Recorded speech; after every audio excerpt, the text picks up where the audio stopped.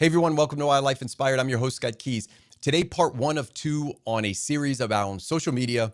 And part one, we're just going to talk about social media and photo sharing in general. In part two, we're going to talk about content creators and the death of wildlife photography. We'll get to part one right after this. So in part one of this two-part series, we're just going to talk about where do you share your photos and why do you choose the venue or the avenue to share these photos? Up on the side here, I'm going to list a few of the sites that are most popular, and I'm going to go by kind of category. So this top group is social media oriented apps, often mobile. The bottom list is more photo sharing applications, whether it's desktop or on the app. We'll talk about some of the differences of those. And I've got one in the middle that's kind of interesting. And we'll talk about that one, Vero, in just a minute.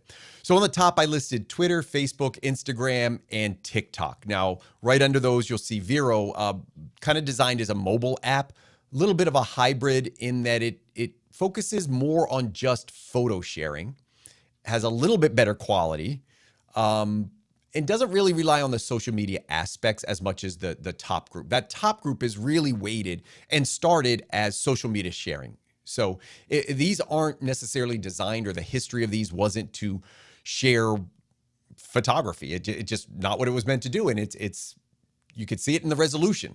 Instagram posts at 1,000 pixels wide. As a serious photographer, that's if you were to print that, you're looking at like 3 or 4 inches. It's not a lot to work with there. So those really are social media apps that have become very popular, especially with Instagram for photo sharing.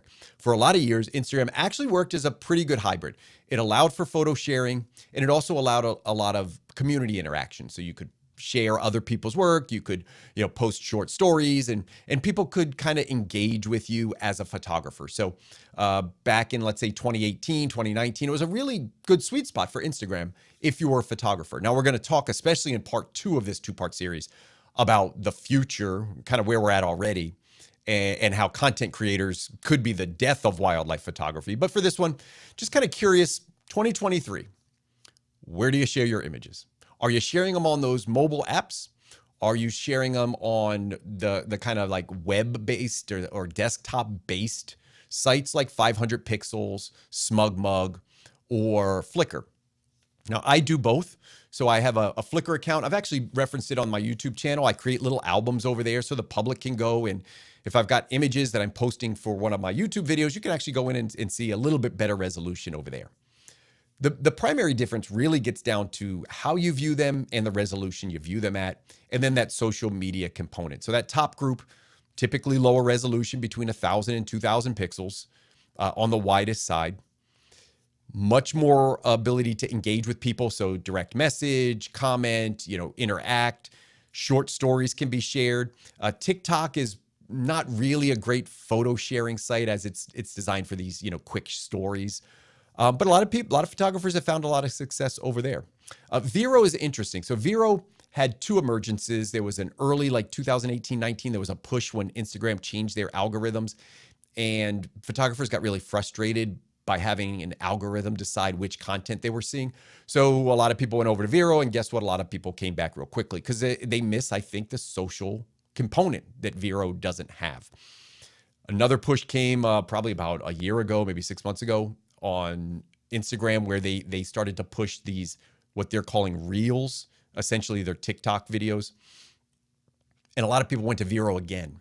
I know some people that like it there because it is a little bit more committed to just photo sharing, and it's mobile based. So you can view on your phone, you can view on a desktop. The resolution is a little bit better. So you get 3,000 pixels. I think, if I'm wrong on that, you can correct me down below, but I think the last thing I read on them last month was that they were at 3,000 pixels. Now, conversely, those dedicated photo sharing sites offer you much better resolution. So you're looking at like 5,000 or 6,000 pixels on the long side for those sites. So if you're a professional photographer or a serious wildlife photographer, those sites make more sense. But again, they lack that social component. You just don't get the ability to kind of share your day. So let's get back to Instagram as a specific. So again, down in the comments, as of today, what's your preferred social media sharing site, or what's your preferred photo sharing site? Which one are you using?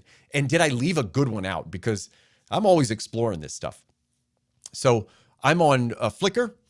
as my photo sharing site, and I'm on Instagram as my social media site. And I actually prefer Instagram still today, though I'm starting to really struggle with it. Let me just flip over to Flickr and show you a couple things I like about Flickr. So let me pop over here. So this is just my Flickr page. Excuse my head up in the top corner. Just my Flickr page. And one of the things I like about this is I can just every day I post here first. So I actually upload my image to Flickr and then take it from Flickr over to Instagram. So I know some people will broadcast it out. Lightroom has some ability to just share a photo to multiple sites, which is really nice. But since I'm only looking at 2 sites, this format works really well for me. The thing I really like about Flickr is I can go back by day, much the same way a Lightroom catalog would work. So it's been an easy way for me just to go back and say, hey, what did I shoot in April last year? And I can scroll back here to April 2022, and I can see all by day, every image that I took on any given day. So if I want to know kind of what the birds were and where I was shooting and find an image, I can do it right here. And I can obviously search it. So I can put up in the search terms, you know, vultures, and I could pop up an image of a black vulture that I took in April of last year. So yeah, I like Flickr still. I still use it. I find that there are some benefits to it. The interaction over there, I don't engage a lot. I don't post to groups as much. It's kind of just where I throw my photo up. And then if I personally need to reference it, it's a nice way of archiving for me. It works. I know it's kind of a convoluted system to archive images because it's on my mobile phone. It's really, really easy for me to sometimes access this. All right. So that's why I use Flickr. Instagram. About 5 years ago, I thought Instagram was just perfect. It had a really great sweet spot. It had a nice balance between photo sharing and engagement. 2023 Instagram is much, much, much different. So we're going to kind of talk about where we're at with Instagram, some of my frustrations with Instagram, and then it's going to blend into part 2 for the next video, which is content creators and the demise of wildlife photography because of content creators. So my frustration with Instagram over the last year has really been that it has suppressed photography. It really has. It's not pushing photography-oriented content out there. So growing an audience just on a photography-based account is very, very, very difficult to do. I'm going to give a couple real-world examples of how it's shifting and how quickly it's shifted, and why it's really, really tough right now if you're strictly a photographer. My photography has not grown much in the last year. It really hasn't. It's been fairly flat. Every now and then I pick up some followers, but you know, I could pick up 10,000 followers a year in years past. And this year I'll be lucky if I pick up 500 or 1,000 followers. And if you look at who sees my images, it's really only the people that follow my account. New accounts don't see my images. Where I see in my feed is I see the same photographers being pushed into my feed, even though I don't follow them. And it's because of their reels. So these short clip reels, often not wildlife centric. So in other words, it's not like the point of the reel is to show a beautiful picture. It's just this little music, this trending music, maybe a clip of a person blending into a video or blending into an image, and that's it. 6-10 seconds and it's out. And there's a couple things I'm struggling with. And you tell me if you're struggling with this too. One is, this is not really encouraging people, at least in these social media platforms, to produce great photos. In the past, if I made a great photo, people saw it. I mean, it would go out and it would get pushed out. And I feel like now you don't have to. Now it might just be about something clicked with the music you picked, or something picked with the scenery that you chose. And it doesn't really encourage us to be great wildlife photographers if we want to grow. It encourages us to be content creators. And that's what we're going to get to in part 2. So a couple things. My fear is that we're kind of moving away from it. Like it's not encouraging us to get better at our craft. It's encouraging us to become content creators where the value isn't the final image. It's not even in the process. It's not going out to enjoy nature. It's not going out to enjoy the process of photography. It's going out to produce what's popular. And so we're incentivizing popularity even more. So you get that viral reel, you get that viral hit, and all of a sudden you want to do more and more and more of that content and less and less and less of what I'm going to call the authentic wildlife photography. That's kind of where we're at. I know I have a friend, he's a wildlife photographer, a very modest account. good photographer. He's grown his account. I think he quadrupled his account in like a couple months by posting photos of his dog to music. And he said, it just works. He wants to grow his account. It wasn't growing with wildlife, so here's what I'm going to do, and it worked. But he stuck at it, and that's part of the thing is if you stick at these reels, you tend to get rewarded eventually.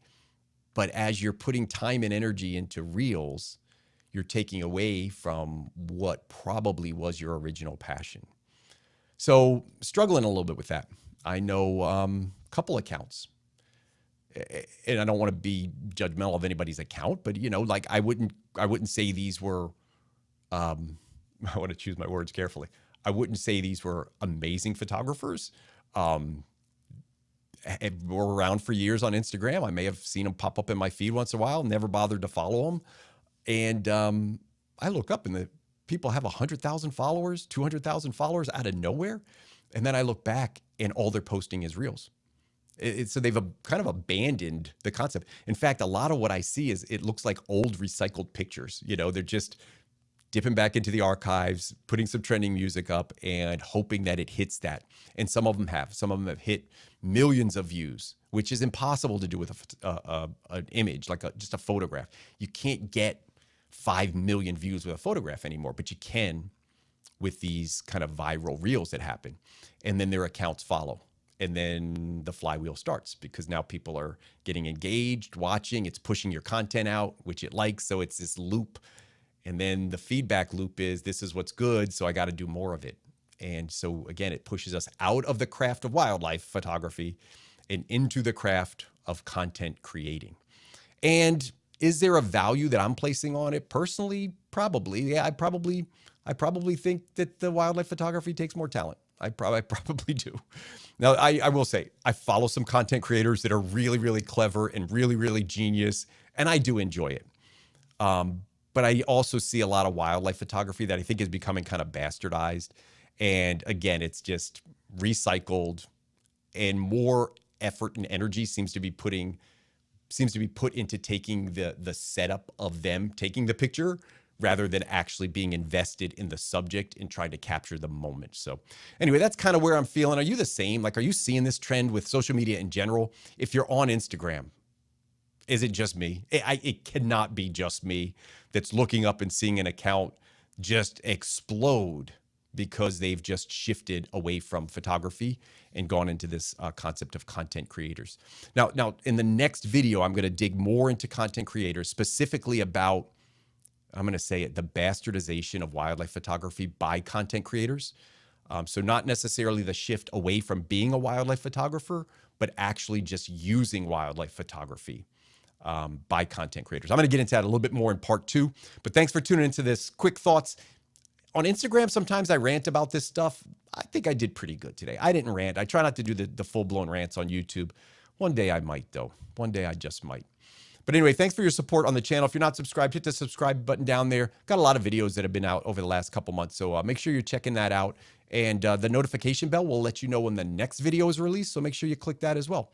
As always, I appreciate your support of the YouTube channel. Appreciate your support over on Instagram still, too, if you're still over there with me. And I really do hope we can continue to find inspiration in authentic wildlife photography together.